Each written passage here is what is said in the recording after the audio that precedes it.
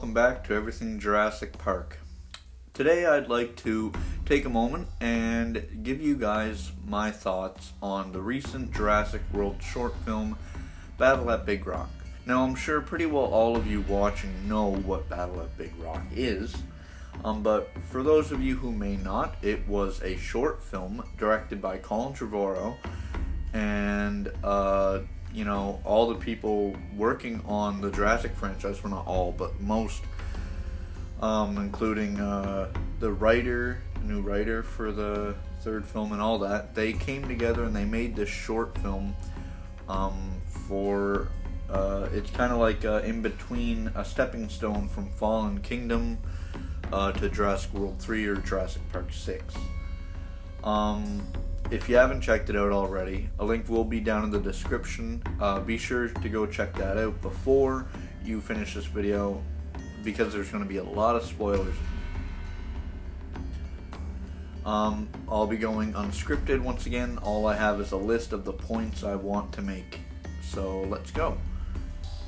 Overall, I thought the short film was really well done. It felt completely within the universe of the Jurassic franchise. It was directed well, music was great, all that stuff. It was really good.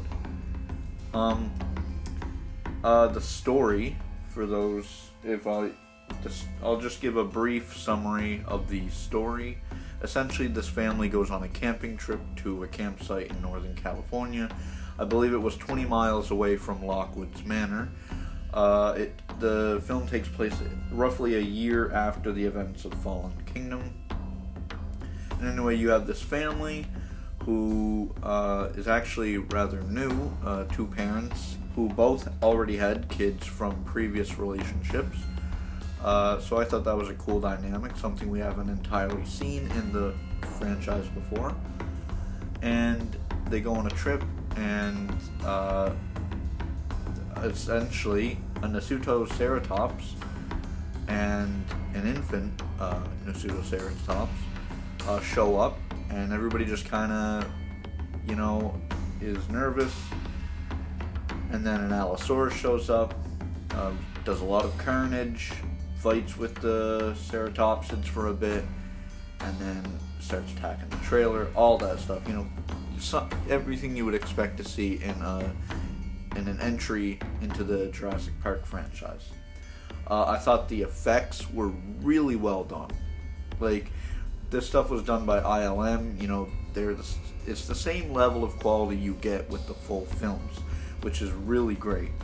The music was done. They had a new composer come in, and she implemented parts of the Jurassic World theme, the Jurassic Park theme, and even the Lost World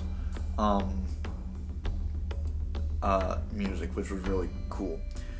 But the end credits scenes were something that I really wanted to touch on here.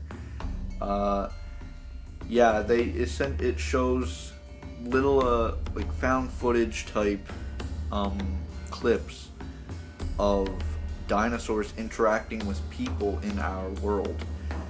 They had compies chasing a little girl, which I know a lot of people in the community thought that was funny, and it was, but when you really think about it, it's actually kind of terrifying, because these parents are just filming their kid getting chased by the compies. They think it's all fun and games, whatever. They don't know the real damage that compies can do. Us fans do, thanks to the opening scene of The Lost World and other scenes within that movie. And then they had one with a Parasaurolophus on the banks of a river, the Mosasaurus coming up and eating a great white shark. Just really cool stuff. A Pteranodon or some sort of flying reptile, I'm not sure if it was a Pteranodon or not, swoops in and kills a dove from a dove release, at a wedding. That was cool. Just kind of a glimpse at the kind of things that we would see in a world where dinosaurs are in our ecosystem. I'm sure it would be a lot more, disastrous for the ecosystem than what we're going to see, but still, it was really cool seeing that. I did have one problem with the short, and it's not with the acting, it's not with the not with the short itself, but kind of the logic with the people, with the dynamic of the people and the dinosaurs. So I know that the public has known about the existence of dinosaurs again since 1997 with the San Diego incident, right? But this short film takes place 1 year after Fallen Kingdom in Northern California, where the majority of these reports of dinosaurs are coming from,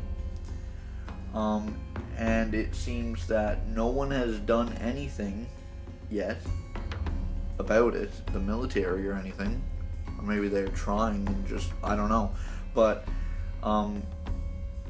and so these people, they willingly go camping knowing that these things are out there, and like, so my problem is that I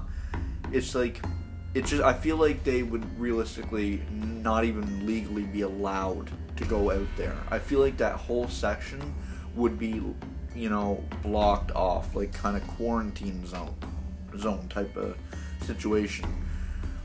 If it's not still, they mention an attack that carnivorous dinosaurs did not too much of a while back before the events in the film take place. So yeah, I don't know. I just found that they all seem too accustomed to the ideas of dinosaurs just being loose and living among them. Only a year after the film, and like with the carnivorous dinosaur attacks that they even mention, I just thought that was a bit of a stretch for me. I don't know. Let me know what you guys thought. Maybe you guys didn't see a problem with that. It's just something I felt. But that was really my only problem with the short film. Everything else was done really well. It was entertaining. I guess, I could say it was a bit short, but I mean, that's kind of the point. And that's just nitpicking, I think. This short film had a lot of callbacks and like Easter eggs and references to The Lost World. They're in a trailer. The trailer gets tipped over. All that stuff.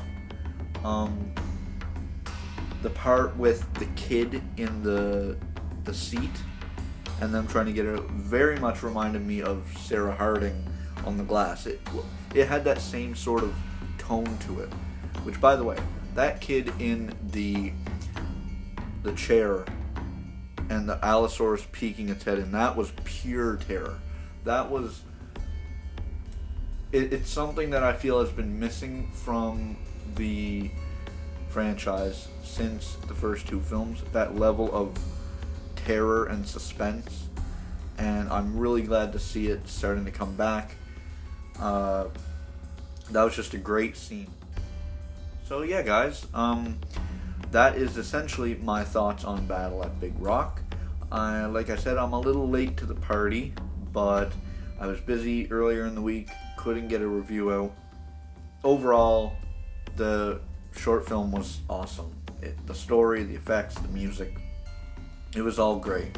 And I think it was a really nice stepping stone between Fallen Kingdom and Jurassic Park 6 or Jurassic World 3, whichever you prefer to call it. And I'd love to see more stuff like this. A little bit more,